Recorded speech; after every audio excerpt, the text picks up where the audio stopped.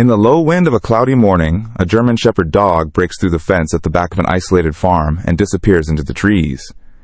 Inside the house, a retired lady takes a few minutes to notice the strange silence in the yard. When she follows the distant barking, she finds the dog standing in front of a half-open cardboard box in the middle of the woods. Inside, a newborn baby with a worn-out hospital bracelet cries nonstop. The dog silently stands between the woman and the box without looking away. Back at the farm, anonymous letters begin to appear, and a reclusive neighbor appears to be photographing the land. A storm breaks in the night when the dog barks frantically towards the attic, and for a second, everything stops. Do you love stories about animals? Then subscribe now, and on, in number 39, Miss Annie. Thank you for following us. Now we return to our story. The September morning was calmly dawning over the Santa Clara farm in the interior of Minas Gerais, where the mountains rose majestically against the clear blue sky. The fresh air carried the aroma of ripe coffee and the damp earth from the last rain. Conceição Aparecida Silva, known to everyone as Dona Cida, walked slowly through the backyard of her property, watching the chickens peck freely among the fruit trees.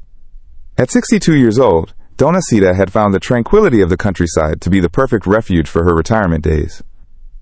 A widow for 5 years, she shared her routine only with Luna, a golden-coated German Shepherd who had arrived at the farm as a puppy 4 years ago. The dog was her most faithful companion and often her only confidant on the long, silent afternoons. That morning, while preparing coffee in the rustic kitchen of the house, Dona Cida noticed that Luna was showing unusual restlessness. The dog paced back and forth near the back door, sniffing the air and emitting small whimpers of anxiety. Her behavior was not at all typical, since Luna had always been an obedient and calm dog. "What is it, girl? Are you feeling something different?" Dona Cida asked, stroking the German Shepherd and number 39's head. Luna looked straight at her, as if trying to communicate something urgent, and then ran towards the backyard. It was then that Mrs. Cida noticed something that worried her. There was an opening in the wood that delimited her property that certainly hadn't an #39 been there the day before. Some boards were loose, creating enough space for Luna to fit through. The woman frowned, trying to remember if she had heard any noise during the night, but nothing came to mind. "Luna, come back here." "Don and number 39, leave the property," she shouted, but the dog had already disappeared through the opening in the fence. Mrs. Cida sighed deeply, grabbed a coat hanging on the porch chair, and decided to follow her faithful companion. On the other side of the fence, a small eucalyptus forest stretched for a few hundred meters. It was an area that belonged to the neighbor, Mr. Benedito, but that was rarely used. A narrow trail wound between the trees, leading to a small clearing where years ago there was an old wooden house that was now in ruins. Mrs. Cida knew that trail well because during her childhood she used to play there with other children from the region. Now, at 62 years old, each step seemed heavier, but her concern for Luna kept her moving forward. After a few minutes of walking, Luna and number 39's characteristic barking echoed through the trees. They weren't an #39, playful barking or barking at a small animal. They were insistent, almost desperate barking, as if the dog was trying to draw attention to something very important. Dona Cida quickened her pace, following the sound, and soon spotted Luna standing next to a set of rocks that formed a kind of natural altar in the clearing. The dog was staring at something on the ground, barking non-stop, and occasionally looking in Dona Cida and #39's direction as if calling her urgently. End quote. "What did you find, Luna?" End quote. The woman murmured, approaching cautiously. It was then that she saw on the ground, between the rocks and partially hidden by some dry leaves, a medium-sized cardboard box. The box was half open, and from inside it came a sound that made Dona Cida and #39's heart race instantly, the crying of a baby. With trembling hands, she bent down and opened the box completely. Inside, wrapped in a light blue cloth that seemed to be made of a delicate material, was a newborn baby. The baby was crying loudly. His small, clenched fists shook in the air, and his still-closed eyes twitched with each cry. "My God!" exclaimed Mrs. Cida, feeling her legs weaken. She looked around the clearing, trying to understand how such a small child had ended up there in the middle of nowhere. Luna had stopped barking and was now approaching the box, gently sniffing the air around the baby. With great care, Mrs. Cida picked up the child in her arms. The baby was very small, clearly a newborn, but he seemed healthy. The cloth that wrapped him was soft and clean, and there was a detail that caught her attention. A small hospital bracelet on one of the baby and number 39's wrists. The bracelet was partially faded, as if it had gotten wet, but it was still possible to make out some numbers and letters. Donacita tried to read what was written, but the light filtered through the tree leaves made it difficult. "How did you end up here, my angel?" she whispered, gently rocking the baby, who gradually calmed down in her arms. The child seemed to recognize the affection and security that now surrounded her. Luna remained by Donacita and #39's side, vigilant and protective, as if she understood the importance of that moment. The German Shepherd had been trained as a guard dog since she was a puppy. But at that moment, she demonstrated an almost maternal sensitivity. Donacita knew she needed to act quickly. The baby needed urgent medical care, and the authorities needed to be notified immediately. But for a few moments, she simply stood there in the silent clearing, holding that fragile life in her arms, and trying to understand how fate had placed that child in her path. The baby had stopped crying completely, and was now sleeping soundly, as if he had finally found the safe lap he was looking for. Donacita felt an intense emotion taking over her chest, a mixture of protection, affection, and a strange feeling that that encounter had not been merely casual. "Let and number 39's go home, Luna. We have a lot to do," she said finally, getting up carefully so as not to wake the baby. The dog followed her obediently, but every now and then she looked back as if she wanted to make sure they hadn't in #39 left anything important behind in the clearing. On the way back to the farm, Donacita couldn't in #39 stop thinking about all the questions that popped into her mind. Who were the baby and number 39's parents? Why had the child been left there exactly where Luna would find him? And why had her dog shown such determination to leave the property that particular morning? Arriving home, she carefully placed the baby on her own bed, surrounding him with pillows to prevent him from falling. The child was still sleeping soundly at the moment, and Donacita took the opportunity to examine the hospital bracelet better. With a magnifying glass that she kept in the dresser drawer, she was able to make out the characters better. There was an identification number, a date that seemed recent, and what could be part of the name of a hospital or maternity ward, but everything was too faded for accurate reading. Luna remained lying next to the bed like a vigilant sentinel. It was as if the dog understood that she now had a new responsibility and did not intend to fail in her mission to protect that little life. Donacita picked up the landline phone in the living room, and, with her fingers still trembling with emotion, dialed the number of the local police. She knew she needed to report what had happened immediately, but a part of her heart had already become attached to that baby, and she feared what the future would hold for the child. Sergeant Carlos Eduardo Mendez arrived at the Santa Clara farm accompanied by social worker Marina Cristina Santos less than an hour after Donacita and #39's call. The police officer, a 45-year-old man with experience in rural cases, was used to unusual situations, but finding a newborn abandoned in the middle of a forest was definitely not something common in his routine. And quote, "Did you not touch anything in the place where you found the child?" End quote, asked Sergeant Carlos, making notes in his notebook while watching the baby sleeping peacefully in Donacita and #39's arms. End quote, "No, Sergeant, I just picked the baby up and brought it home." End quote, "The box must still be there just as I found it," she replied, gently rocking the child. Luna was the one who found it first. If it weren't, in #39. For her, Marina, a young woman with brown hair tied in a bun, approached to examine the baby better. Her experience as a social worker allowed her to quickly assess a child and number 39's condition. And at that moment, she was impressed by the newborn and number 39's apparent good health. End quote, "From the looks of it, he can, and number 39, be more than 2 or 3 days old." End quote. Marina commented, gently touching the baby and number 39's forehead to check his temperature. End quote. "He and number 39's well hydrated and shows no signs of distress. Whoever has taken care of him so far has done a good job." End quote. Sergeant Carlos observed Luna, who remained seated close to the group of guards, attentive to every movement around the baby. End quote. "And since when was the dog agitated, Mrs. Sita?" "Since early morning, around 6 in the morning. She and number 39's never behaved like this before. It and number 39's, as if she knew she needed to go there." End quote. The woman explained, stroking the German Shepherd and number 39's head. End quote.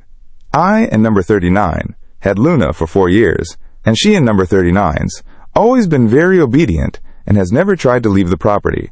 End quote. Marina made a few calls to the regional hospital in Tres Caracos, the nearest city with adequate medical facilities to care for newborns. While she waited for the ambulance, she took a closer look at the hospital bracelet on the baby and number 39's wrist. End quote. These numbers are very faded, end quote, she murmured, trying to decipher the characters. End quote. It looks like the bracelet was wet for some time. I and number 39, LL need to send it for technical analysis to try to recover the information. End quote. When the ambulance arrived, Mrs. Sita felt a sharp pain in her chest when she saw the baby being placed in the small portable incubator. The paramedic, a young man named Ricardo, reassured everyone about the child and number 39's condition. End quote. According to vital signs, he is very stable. We and number 39 going to take him for a complete evaluation, but there are no signs of medical urgency. End quote. Ricardo said, adjusting the equipment. End quote.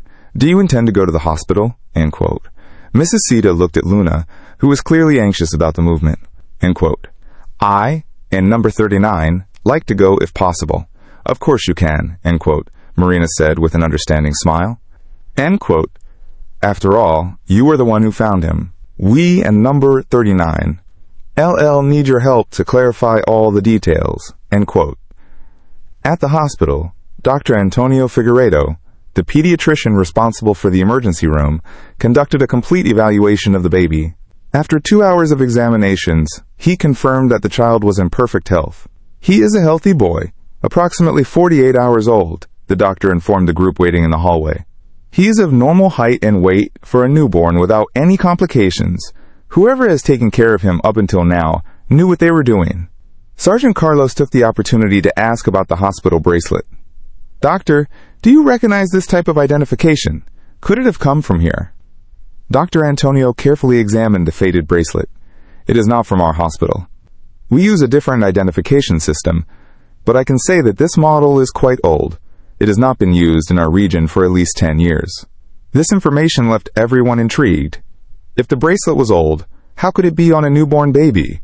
Marina took note of all the details and promised to investigate maternity hospitals that used this type of identification in the past. Meanwhile, back at the Santa Clara farm, Sergeant Carlos and 2 investigators examined the clearing where Luna had found the baby. The cardboard box was still there, exactly as Mrs. Sita had described.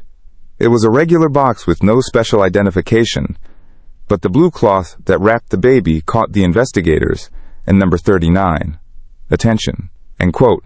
This fabric is of good quality, end quote, observed investigator Patricia Almeida, examining the material with a magnifying glass. End quote. It and number 39's, not something that and number 39's easily found around here. It seems to be handmade and made to order, end quote. The investigators also noticed that there were no clear footprints at the site, as if someone had taken special care not to leave any traces. The trail that led to the clearing was well preserved, but showed no obvious signs of having been used recently. End quote. Whoever brought the child here knows the area well, end quote, concluded Sergeant Carlos. End quote. They knew exactly where to put him so that he could be found. But not by just anyone, end quote. At the hospital, Mrs. Sita stayed all day next to the crib where the baby was resting. Marina had obtained temporary authorization for her to take care of the child until the case was clarified, considering that there were no known relatives and that she had been responsible for the rescue. What are you going to call him until we find out his real name? Marina asked, watching Mrs. Sita bottle feed the baby. I was thinking about Gabriel, she replied, smiling for the first time since morning. It means messenger of God. Maybe he came to teach us something important. That night, back at the farm with little Gabriel, Mrs. Sita prepared an improvised crib in her own room. Luna didn't leave the child's side for a moment, as if she understood that her mission of protection was just beginning. Around 10 p.m., while Gabriel was sleeping peacefully, Mrs. Sita noticed something strange. Luna pricked up her ears and began to growl softly, directing her gaze toward the bedroom window. The dog never behaved like that without a reason. Mrs. Sita turned off the light in the room and carefully approached the window. Outside, near the back fence, she could make out the silhouette of a person standing in the darkness. The figure remained there for a few minutes, apparently watching the house, before disappearing among the trees. Mrs. Sita's heart raced. Who could be watching her property at this time of night? And why on the day Gabriel had been found?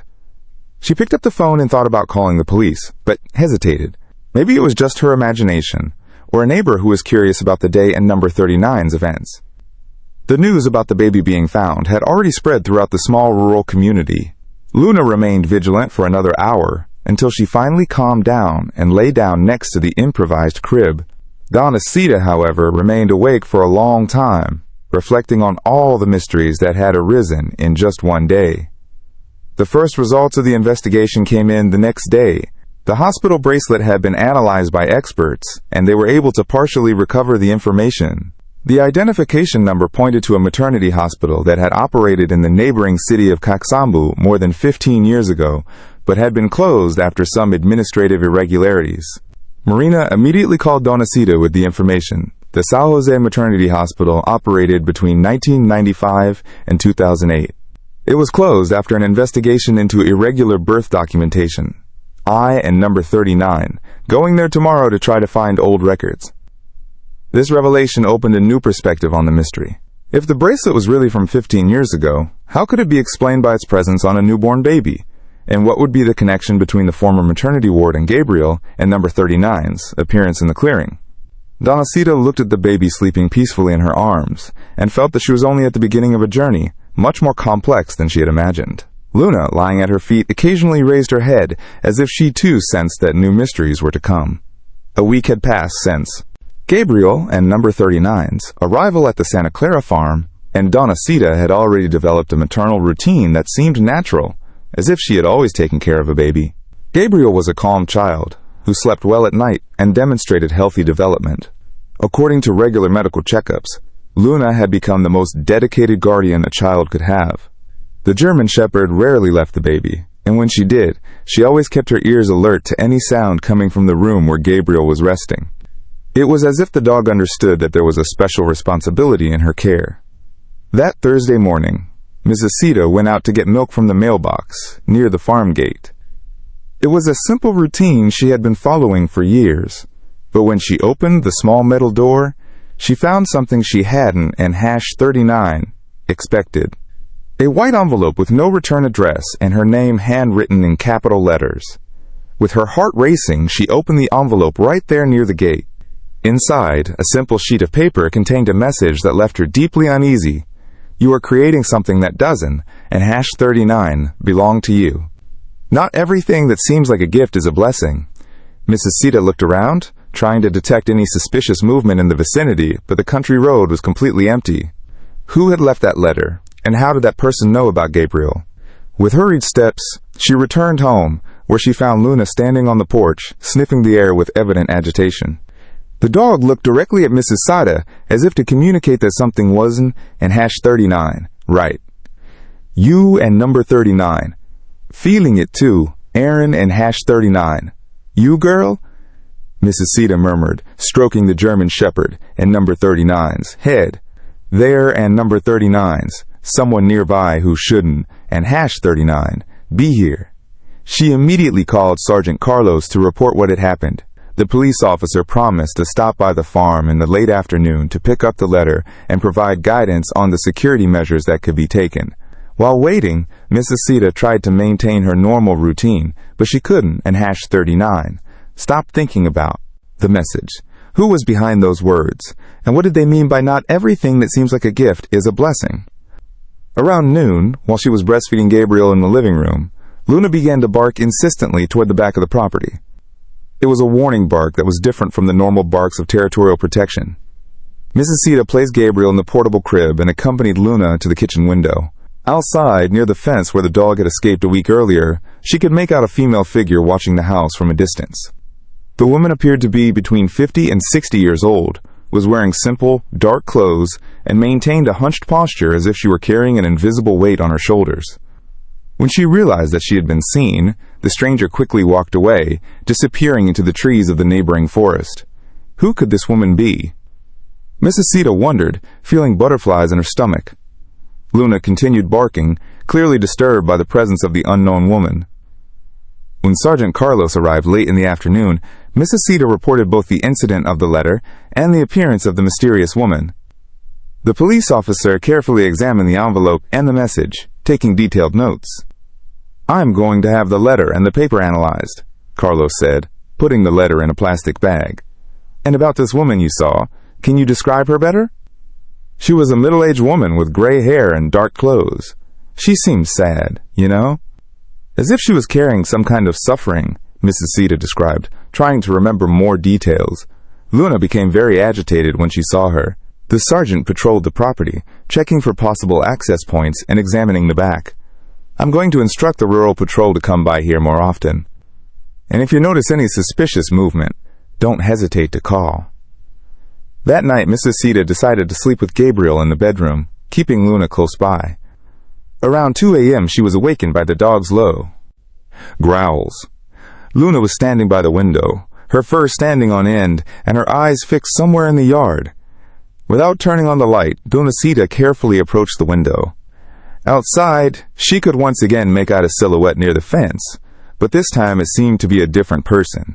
It was a taller man, apparently, who remained watching the house for a few minutes before leaving. The next morning, a new letter appeared in the mailbox. This time, the message was even more enigmatic. The truth is not always to be found. Some stories are better left in the past. Dona Sita immediately called Marina, the social worker, who arrived accompanied by a psychologist named Fernanda Souza. The two women were concerned about the psychological impact that the situation could have on both Dona Sita and Gabriel in number 39's development. These letters suggest that someone knows something about the baby and number 39's origin. Analyze Fernanda, a 40-year-old woman with experience in complex cases involving children. "It could be someone trying to scare the lady into giving up caring for him," Marina agreed. "Or it could be someone who has important information and is trying to communicate indirectly. In any case, we need to find out who is doing this."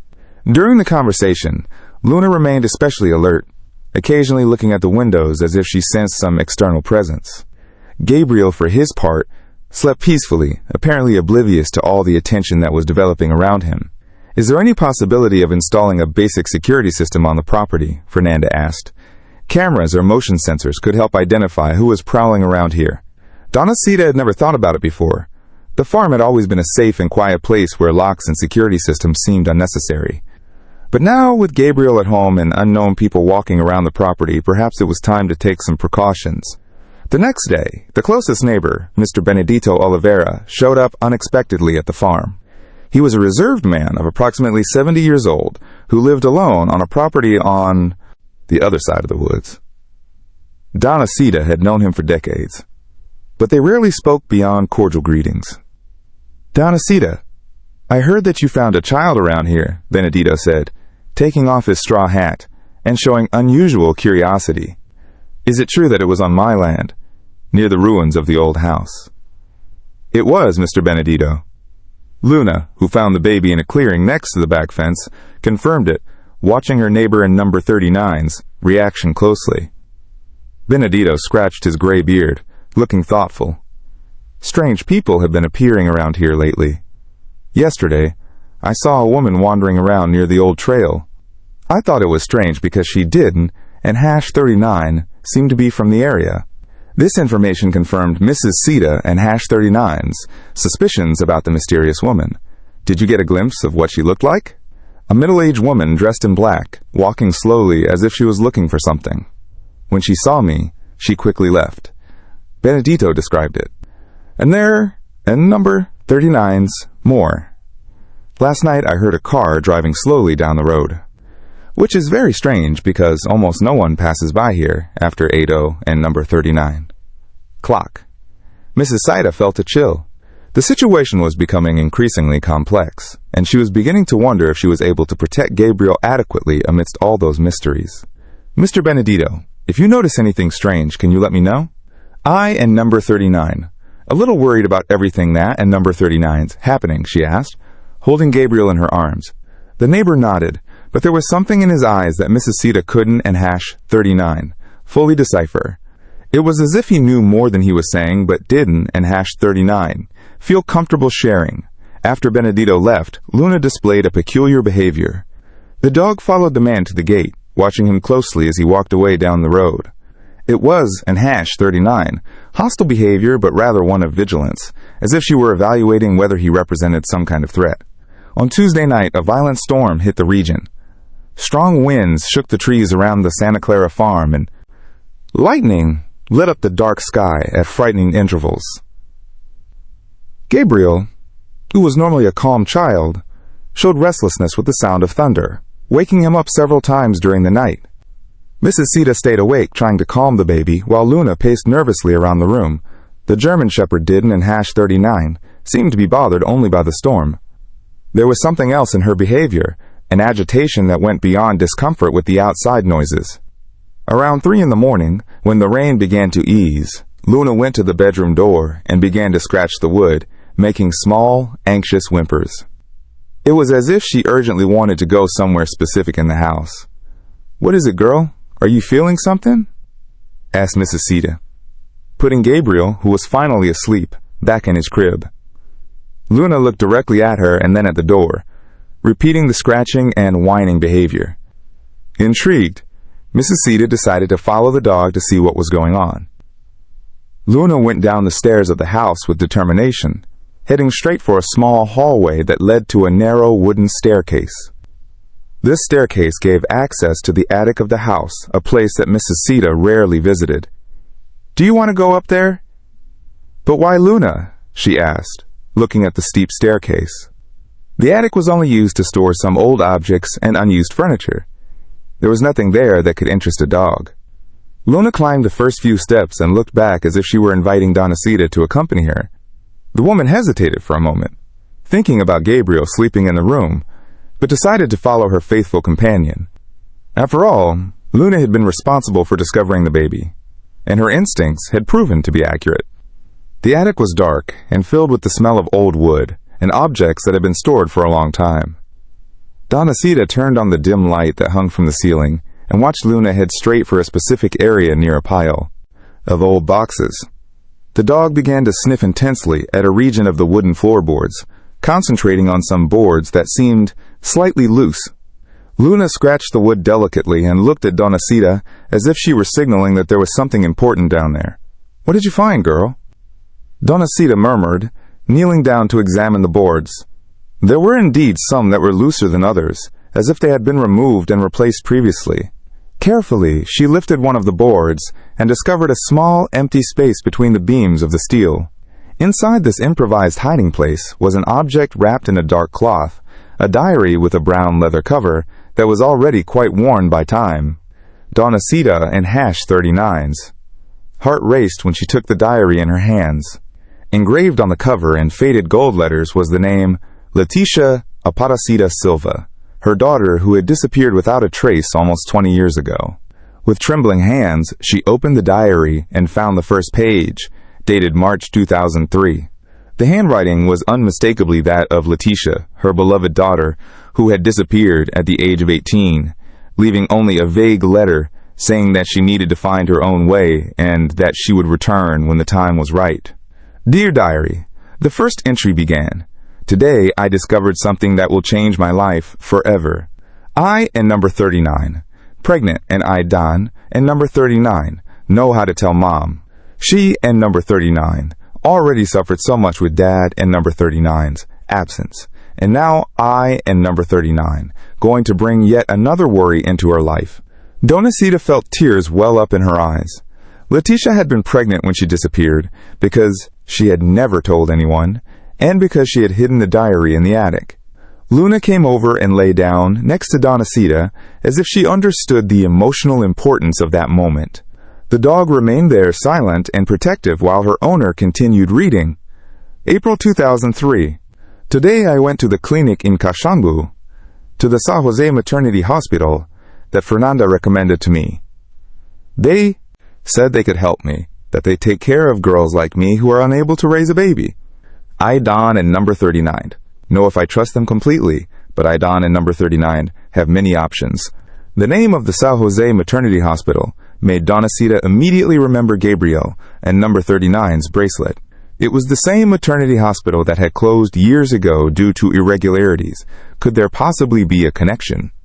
She continued reading and discovered that Letitia had spent the last months of her pregnancy living in a support home connected to the maternity hospital. The notes revealed a confused and frightened young woman who was torn between her desire to be a mother and her fear of not being able to properly care for a child. June 2003. The baby was born yesterday. He is a beautiful boy with dark eyes like his grandpa. They told me that a wonderful family is waiting to adopt him and that he will have a better life than I could offer. My heart is broken, but maybe this is the best decision. Donacita stopped reading for a moment, trying to process all that information.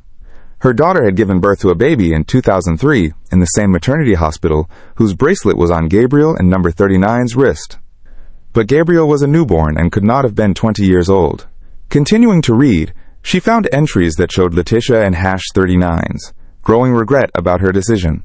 The young woman had tried several times to contact the maternity hospital to find out about her son, but she always received evasive answers. August 2003. I am beginning to suspect that something is not right at the San Jose Maternity Hospital. I have met other girls who have gone through the same process, and none of them have been able to get information about their babies after adoption. One of them told me about irregularities in the documents. The last entries in the diary were from September 2003, shortly before Letitia disappeared. In them, the young woman reported her determination to investigate the maternity hospital and find out what had happened to her son. September 2003. I discovered terrible things about the maternity hospital. They are not doing legal adoptions in San Jose. There is something very wrong going on there, and I need to find out where my son is. If something happens to me, I hope that one day someone finds this diary and discovers the truth. The last entry was dated September 15th, 2003, exactly 2 days before Letitia disappeared. I will confront them tomorrow. I can no longer live without knowing where my baby is.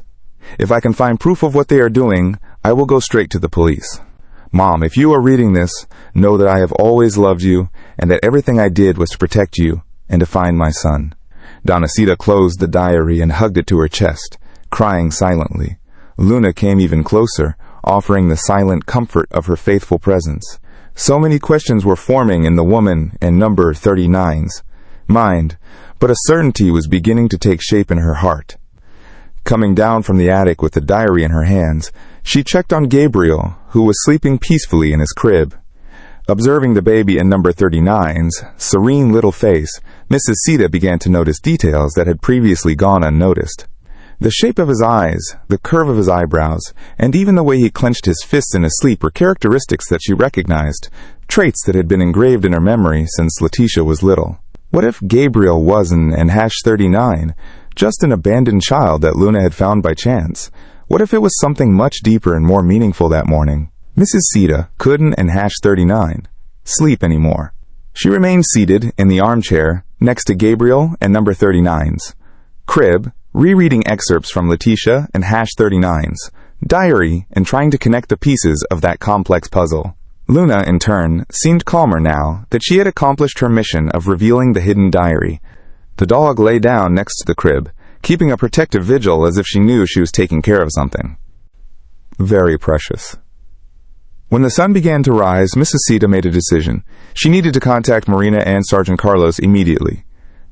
Letitia and #39's diary not only clarified many questions about the past, but also opened up new possibilities about Gabriel and number 39's identity. Was it possible that her daughter had managed to find and rescue her own son after all these years? And if so, why hadn't an #39? She returned to the house where Letitia was now. And why had she left Gabriel in the clearing where she knew he would be found? The morning after the diary was discovered, Mrs. Sita immediately called Marina and Sergeant Carlos, asking them to come to the farm urgently. When the two arrived, accompanied by the psychologist Fernanda, they found a woman who was visibly shaken but determined to discover the truth. End quote. I need you to see this, end quote. Mrs. Sita said, handing Marina the diary, end quote. Luna took me to the attic last night, and we found this hidden. It belongs to my daughter Letitia, who disappeared 20 years ago. End quote. Marina opened the diary and began to read the first pages, while Sergeant Carlos made detailed notes. The connection with the San Jose Maternity Hospital was obvious and worrying. Mrs. Sita, "Did you never know that your daughter was pregnant?" Fernanda asked, watching the woman in number 39's reactions closely. End quote. Never. End quote. Letitia had always been a reserved girl, especially after my husband passed away when she was 15. In the last few months before her disappearance, she had been acting strangely quieter, but I thought it was just adolescence, explained Donacita, holding Gabriel in her arms. If only I had known. Sergeant Carlos examined the dates of the diary entries. The last entry was from September 2003, 2 days before her disappearance. This confirms that she had been investigating the maternity hospital on her own. Marina continued reading and found disturbing details about how the San Jose Maternity Hospital operated. According to Leticia and #39's notes, the institution attracted young pregnant women in vulnerable situations with promises of support and care, but there were serious irregularities in the adoption process. Here, she mentioned that she had met other girls in the same situation. Marina pointed to a specific passage, and that none of them had been able to get information about their babies after the birth. Fernanda made an important observation. If Letitia had a baby in 2003, that child would be around 20 years old today. Gabriel is clearly not that age, but there may be a connection that we have not yet understood. At that moment, Luna approached the group, addressing specifically Sergeant Carlos. Cadella picked up one of the diary papers that had fallen to the floor and brought it to him, as if she were trying to highlight something important. "Luna has been displaying very specific behavior since Gabriel arrived," commented Donacita, it and number 39's, as if she knew exactly what to do and when to do it. The sergeant decided to intensify the investigations into the old San Jose Maternity Hospital. He contacted colleagues from the Caxambu police station and discovered that the institution and number 39's files had been partially preserved in the city and number 39's courthouse, stored as evidence of a process that was never concluded. "I and number 39 going to Caxambu today to examine these documents," said Carlos. "If there really were irregularities, there may be records that will help us understand what happened to your daughter and number 39's son." Meanwhile, Marina decided to investigate the possibility of performing genetic tests to determine if there was a relationship between Gabriel and Donacita. If Gabriel were the lady and number 39's grandson, that would explain a lot, including Luna and number 39's behavior and the way he was found. "But how could a baby from 20 years ago be here now as a newborn?" asked Fernanda. "Maybe Gabriel isn't the baby Letitia had in 2003, Marina thought. Maybe she had another child recently and for some reason couldn't keep him. This possibility opened up a new perspective that was both frightening and hopeful. And Letitia was alive and had had another child. That would mean she could be somewhere trying to protect Gabriel in the same way she had tried to protect her first child years ago.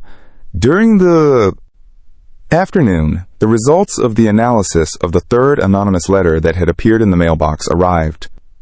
The laboratory was able to determine that the paper used was a specific brand sold mainly in stationery stores in the Caxambu region. This confirms that whoever is sending these letters has some connection to Caxambu, Sergeant Carlos observed over the phone. And we got some important information about the San Jose Maternity Hospital. The establishment was run by a doctor named Dr. Helena Cardoso, who disappeared when the institution was closed. Donacita felt a tightness in her chest, and this doctor was never found? No, but we discovered that she had a sister, Celia Cardoso, who lives in the region. I'll try to find her tomorrow. That night, around 10:00 and number 39 clock, Luna began to show a different agitation. It was an #39, the usual warning of danger, but rather a kind of expectation, as if she were waiting for something or someone. Donacita looked out the window and saw the same female figure that had appeared before, but this time the woman was closer to the house. Instead of hiding, she remained standing near the gate, as if she was gathering the courage to approach. And, quote, "Luna, stay here and take care of Gabriel," end quote, said Donacita, deciding to face the situation. She grabbed a flashlight and went out into the yard, walking slowly toward the gate. As she got closer, she could see the woman better. She was indeed a middle-aged woman with gray hair tied in a simple bun, wearing dark, modest clothes. Her face showed tiredness and deep sadness. And, quote, "Are you looking for something?" And, quote, asked Donacita, keeping a safe distance. The woman hesitated for a moment before answering in a trembling voice. And, quote, "I know about the baby you found. I need to talk to you about him." Who are you and how do you know about Gabriel? My name is Celia Cardoso. End quote. I was a nurse at the San Jose Maternity Hospital many years ago, and I know things about this child that you need to know. The last name Cardoso immediately reminded Mrs. Sita of her conversation with Sergeant Carlos. Celia was the sister of the doctor who ran the maternity hospital and had disappeared. Can you help me understand what happened to my daughter Letitia? Mrs. Sita asked, feeling a mixture of hope and apprehension. Celia looked around as if she feared being observed. I can. And number 39, say anything here. It? And number 39's dangerous. But I can tell you that your daughter was right about the terrible things that happened at the maternity hospital, and that this baby is more special than you can imagine. What do you mean by that? Gabriel is not just any abandoned child. He is part of a story that began 20 years ago, and that has never been resolved. Your daughter Letitia tried to protect a very important truth, and now that truth is in your hands. Before Mrs. Sita could ask any more questions, Celia handed her a small envelope. Tomorrow night at the old cemetery of the Church of Sao Benedito at 8:00 and number 39 clock. Come alone, but bring the baby. There are people who need to see that he is okay. Which people and why at the cemetery? Because it is the only place where they feel safe to show up, and because it was there that your daughter asked us to meet if we ever needed to. With these enigmatic words, Celia quickly walked away, disappearing into the darkness of the country road. Donna Sita stood there for a few minutes holding the envelope and trying to process all the information she had received. Back at the house, she opened the envelope and found an old photograph.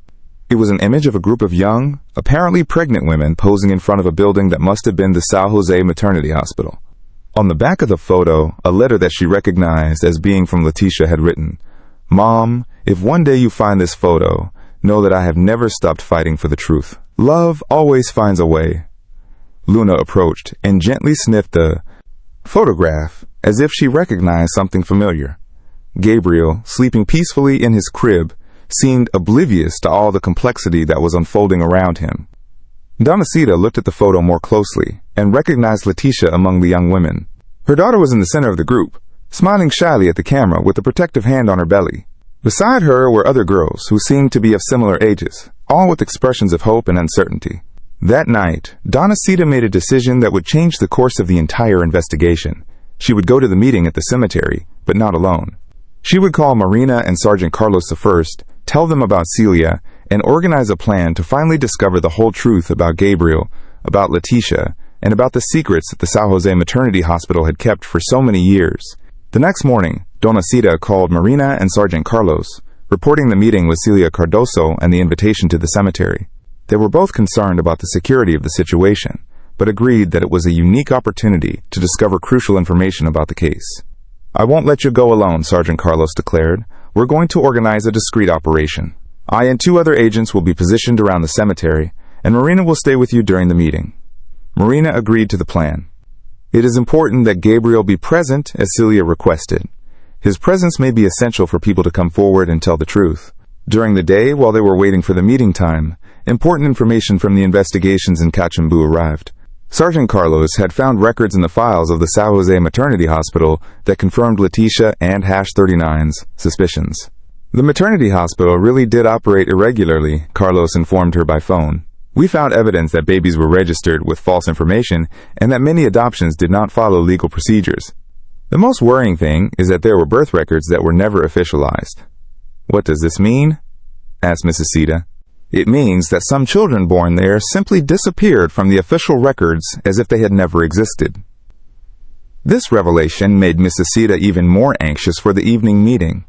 If Letitia had discovered such serious irregularities, it would explain why she had decided to investigate on her own and why she had disappeared soon after. During the afternoon, an unexpected event brought a new perspective to the case. Neighbor Benedito Oliveira appeared again at the farm, but this time his behavior was completely different. He seemed nervous and constantly looked around as if he was afraid of being observed. Donna Sita, I need to tell you something. What should I have said before? Benedito said, taking off his hat and showing obvious discomfort.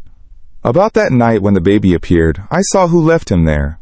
Donna Sita's heart raced. Did you see? And why didn't you tell the police about this? Why? Because I recognized the person. It was a young woman with dark hair, who had appeared here other times in the last few months. She always came at night, walked along the old trail, and watched your house from afar. And do you know who this woman is? Benedito hesitated before answering. From what I could see, she looked a lot like your daughter Leticia. The same height, the same way of walking, but I thought it was impossible since Leticia disappeared so long ago. The revelation left Donacita speechless. Could it be possible that Leticia was alive and prowling the property for months? And if she was the one who had left Gabriel in the clearing, why hadn't she approached him directly? Mr. Benedito, why didn't and #39 you tell me this before? Because I wasn't #39. Sure, and didn't and #39 want to give false hope. But after everything that and number 39 been happening, I thought you needed to know.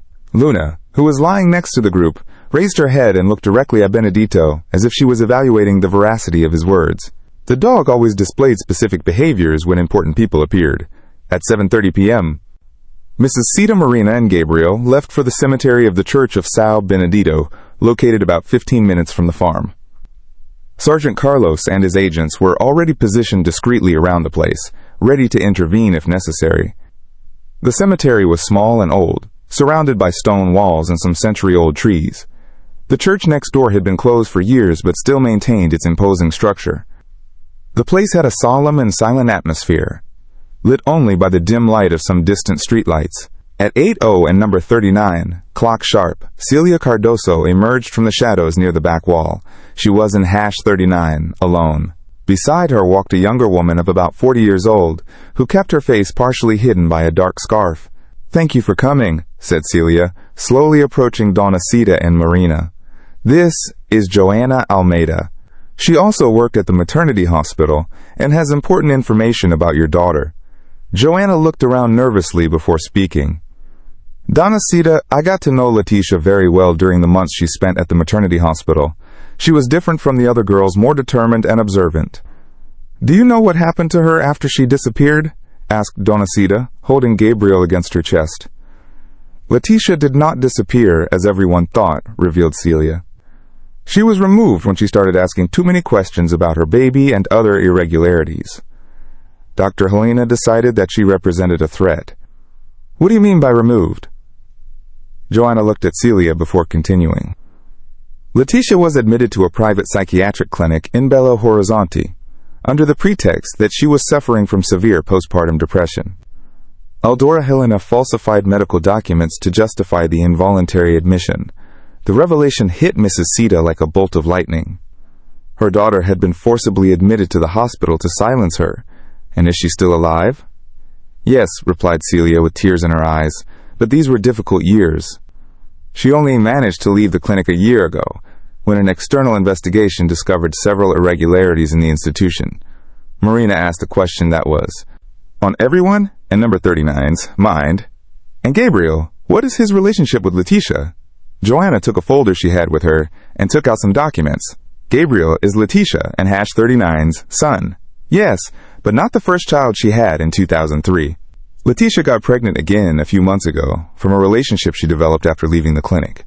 "Oh, but why didn't and #39 she bring Gabriel directly to me?" Mrs. Sita asked, confused. "Why is she still afraid?" explained Celia. "Dr. Helena was never arrested. She just disappeared. Leticia is sure that she is still being watched by people connected to the maternity ward scheme. She left Gabriel in the clearing because she knew that Luna would find him and that you would take care of him, but she didn't, and #39 want to put her in danger by getting too close to him." At that moment, Luna, who had been left on the farm under the care of a trusted neighbor, appeared running toward the cemetery. The dog had managed to escape and had followed Donacita and #39's trail until there, but Luna was not alone. Behind her, a female figure remained in the shadows among the trees, watching the scene. When Donacita looked in the direction indicated by Luna and number 39's low barking, her heart almost stopped. It was a young woman with long, dark hair wearing simple clothes. Even in the darkness, Donacita immediately recognized the features that she had carried in her memory for 20 years. Leticia whispered, barely able to believe what she was seeing. The woman hesitated for a moment, clearly divided between the desire to get closer and the fear that she still carried. Luna ran to her, wagging her tail in recognition, confirming her identity. Slowly, Letitia came out of the shadows and began walking toward the group.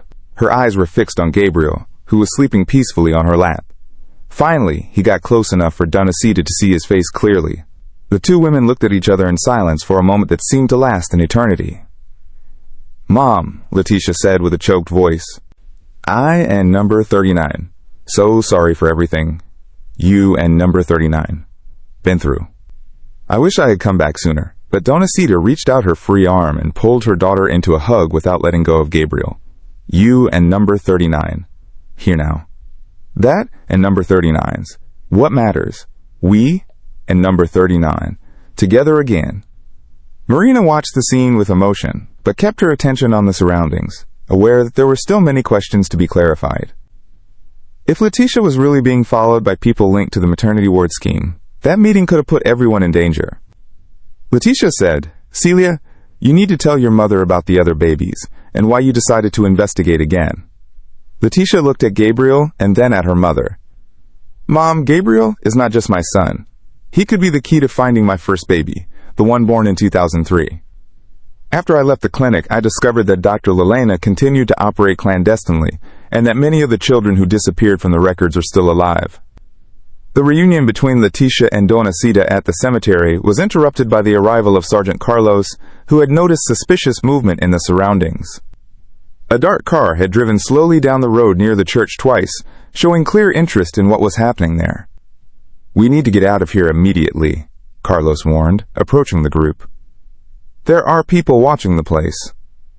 Letitia was visibly frightened. "I knew this could happen. They have ways of finding out where I am." Celia and Joanna decided to accompany the group to the Santa Clara farm, where they could talk more safely.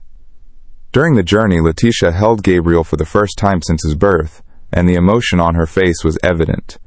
"He looks so much like the first one," Letitia murmured, gently stroking the baby's face. "My two sons have the same eyes and the same serene expression." At the farm, Marina organized an impromptu meeting in the living room. It was crucial that all the information be shared so that they could develop an effective plan of action. Letitia began to recount her experience over the past 20 years. "After I discovered the irregularities at the San Jose Maternity Hospital, I tried to confront Dr. Helena. She told me that my baby had been sent to a family abroad, but I knew she was lying." "And that was when you were forcibly admitted?" Marina asked. "Yes. They forged medical documents saying that I was having a postpartum psychotic crisis. I spent 18 years in a clinic in Belo Horizonte, medicated unnecessarily and with no contact with the outside world. The revelation shocked everyone," Joanna added. "Dr. Helena did this to any mother who started asking too many questions. She had contacts in the psychiatric field who helped her silence the victims." "And how did you manage to get out?" Sergeant Carlos asked. "In 2021, an investigation by the public prosecutor and number 39's office discovered irregularities in the clinic. Many patients admitted without medical justification were released. That was when I was finally able to return to the world and start looking for my son." Celia picked up a folder with documents that she had brought. "Letitia didn't and hashed 39. "No, but we kept evidence of everything that happened in the maternity ward. False records, altered birth certificates, communications with baby buyers." "Buyers!" Mrs. Sita exclaimed, horrified. "The maternity ward. San Jose was just the tip of a much larger scheme," Joanna explained. "Babies from vulnerable young women were sold to wealthy families who were unable to adopt them through legal means. Some were sent to other states, others abroad." Letitia continued her story. "When I left the clinic, I started investigating on my own. I met other mothers who had been through the same situation. It was through this support network that I was able to get information about where some of the babies might be and their first child. Did you find out anything about him?" "Yes," Letitia replied emotionally. "Through documents that Celia and Joanna kept, we discovered that he was sold to a family in Sao Paulo. His name is now Lucas, and he is 20 years old, but I have not yet tried to contact him directly for fear of putting him in danger." Marina took notes of everything, realizing the legal complexity of the case. "Letitia, when you got pregnant with Gabriel, why did you decide to use the same strategy of letting him be found?" "Because I found out that Dr. Helena and her accomplices were still active. They found out about my pregnancy and tried to approach me offering help. I realized that they wanted to do the same thing again." "So you left Gabriel in the clearing knowing that Luna would find him?" "I had been watching the farm for months. I saw how protective and intelligent Luna was, and I knew that Mom would take good care of him. It was the safest way to protect my son until we could dismantle the scheme." At that moment, Marina's phone rang. It was an urgent call from the public prosecutor's office informing them that they had received an anonymous tip about suspicious activities involving illegal adoptions in the region. "It seems that our investigation has caught the attention of the appropriate authorities," Marina said after hanging up. "There are prosecutors interested in reopening the San Jose Maternity Hospital case and investigating its current ramifications." Sergeant Carlos contacted his superiors and reported all the findings. From that moment on, the case stopped being just about Gabriel's abandonment and became a complex criminal investigation involving baby trafficking and illegal psychiatric hospitalizations. The next day, the story began to spread throughout the local community. The heroic German Shepherd who had found an abandoned baby and led to the discovery of a decades-old criminal scheme captured people's imagination. Isabel Mendez, a young journalist from the region, heard about the story through contacts in the police and asked for permission to document the case. "This story needs to be known," Isabel argued. "How many other families may have suffered the same situation?" Donna Sita, initially reluctant to expose the situation, realized that publicizing it could help other victims come forward. "If our pain can help other families find each other again, then it's worth it." The story was first published in the local newspaper and then gained repercussion on social media. Videos of Luna taking care of Gabriel, emotional accounts of the reunion between Leticia and Donna Sita, and the discovery of the criminal scheme touched the hearts of thousands of people. Within a few days, the Santa Clara farm became the center of a national mobilization. Families who had lost children in suspicious circumstances began to get in touch, sharing their stories and offering support. Lawyer Roberto Ferreira, a human rights specialist, offered to represent the victims of the scheme free of charge. This case could set a precedent for investigating other institutions that operated in a similar way, he explained during an interview. Maria das Gracas, one of the women who had contacted Leticia after she left the clinic, traveled from Belo Horizonte to meet the family in person. "Leticia gave me hope that my son could also be alive," she said in tears when she saw Gabriel in his mother's arms. The online mobilization grew quickly. Hashtags such as Luna Heroi and Justica para Gabriel became trending topics, and people from all over the country began sharing similar stories. Dr. Paulo Henrique, a pediatrician specializing in legal adoption, offered his services to help identify other children who could have been victims of the scheme. "We have genetic technology that can help reunite families who have been separated for decades," he explained. Meanwhile, the official investigations were moving forward quickly. The federal police were called in due to the interstate nature of the scheme, and a task force was created to locate Dr. Helena Cardoso and her accomplices. Celia and Joanna were fundamental to the investigation by providing documents and testimonies that confirmed the extent of the criminal scheme. "We kept this evidence for years, waiting for the right moment to use it," Celia revealed. Pressure from public opinion and the media accelerated the legal processes. The judge in charge of the case ordered Gabriel to remain under the care of Sita and Leticia, while his legal situation was regularized. Luna became a national celebrity, being invited to television programs and receiving tributes from animal protection organizations. But the German Shepherd remained focused on her main mission, protecting Gabriel and his family. A week after the story was released, news arrived that would change everything again. The federal police had located Dr. Helena Cardoso in a private clinic in the interior of Goiás, where she continued to operate under a false identity.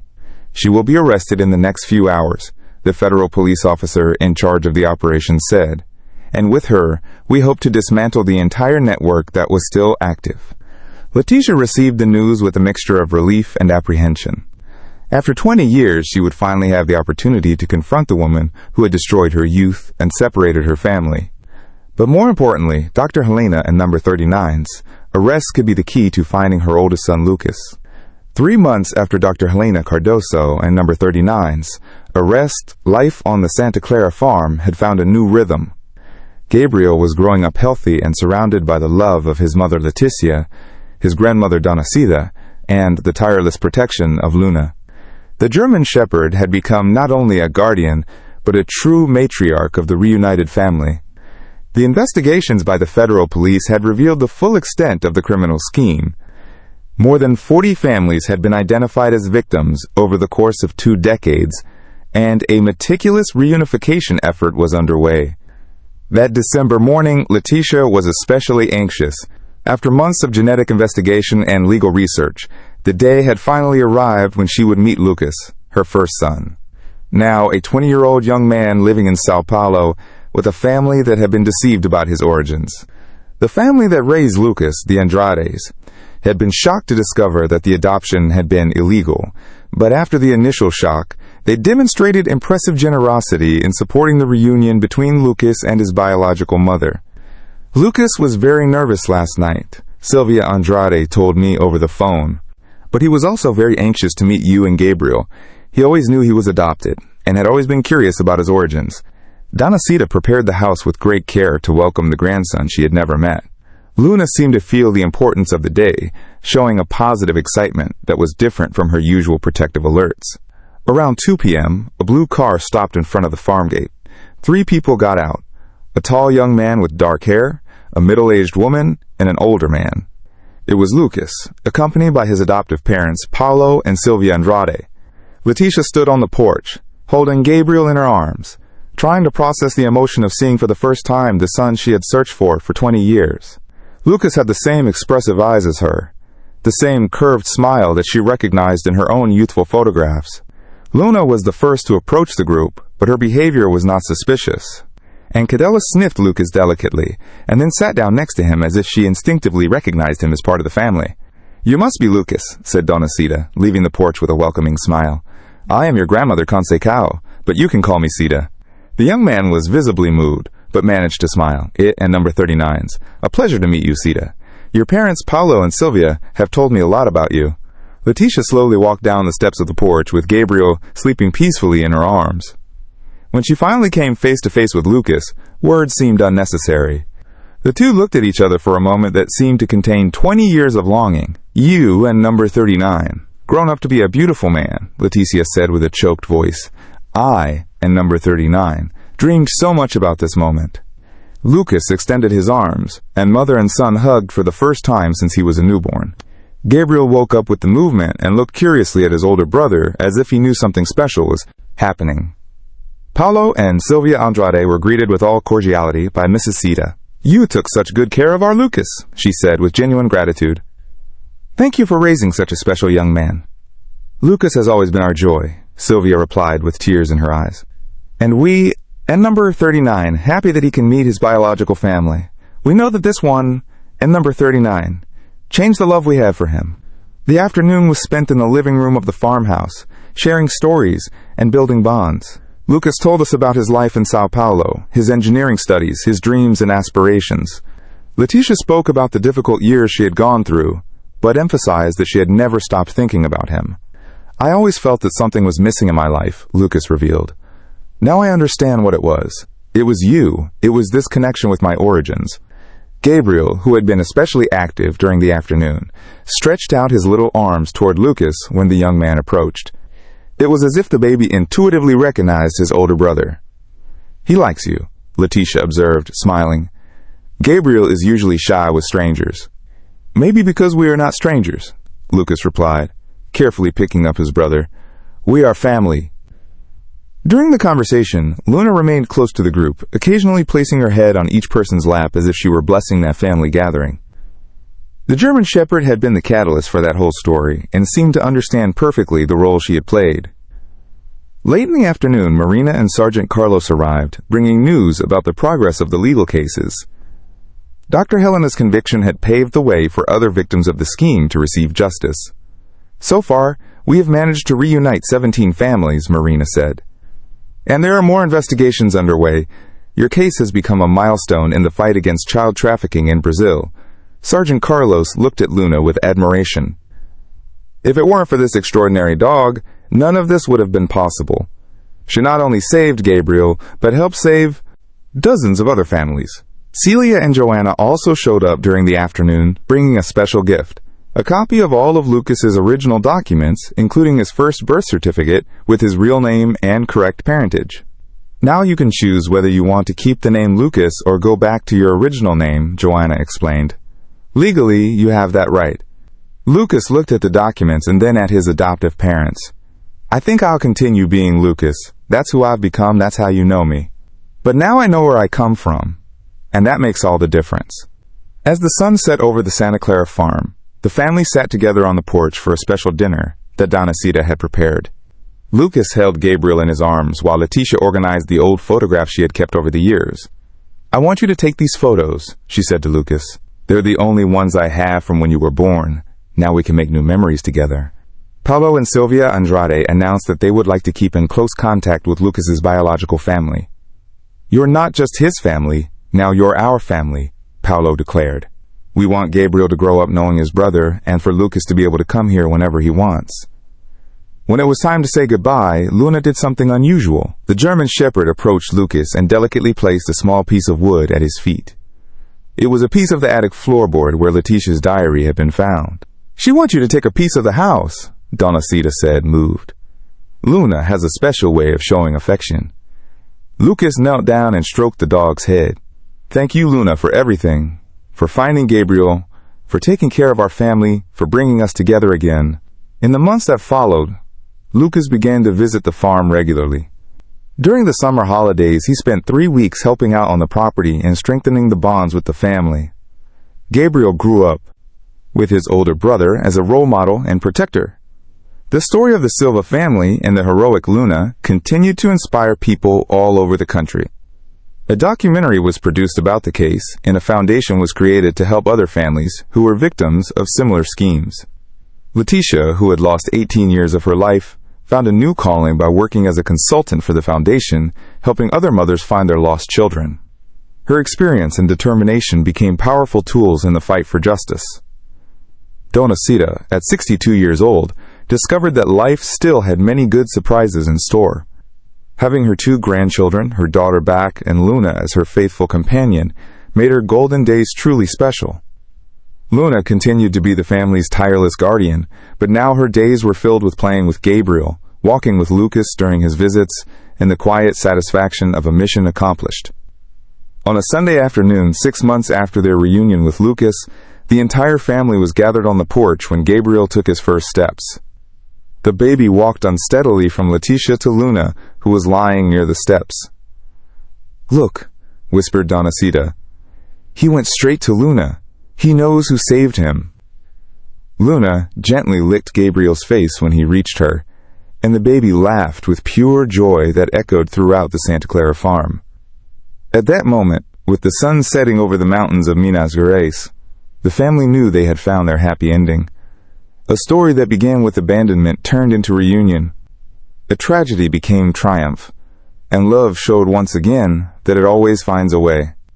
Dear listeners, we hope that the story of Donacita, Leticia, Gabriel, Lucas, and the heroic Luna touched your hearts deeply. This story shows us that true love and determination can overcome any obstacle, and that sometimes guardian angels come to us in unexpected ways, like a German shepherd with extraordinary maternal instincts. To continue experiencing emotions like this, we have prepared a special playlist with equally captivating stories that explore the mysteries of life, family reunions, and the transformative power of unconditional love. Find our complete collection by clicking on the link below. If this story moved you as much as it moved us when we created it, Don and number 39, forget to subscribe to our channel and like this video. Every day we bring you unique stories that celebrate the complexity of human life, the power of hope, and the miracles that happen when we least expect it. Share in the comments the moment that touched you most in Luna and Gabriel and number 39's story. Do you believe that animals have a special sensitivity to detect what really matters? We want to know your experiences and reflections. Until the next story, keep your hearts open to the small miracles of everyday life.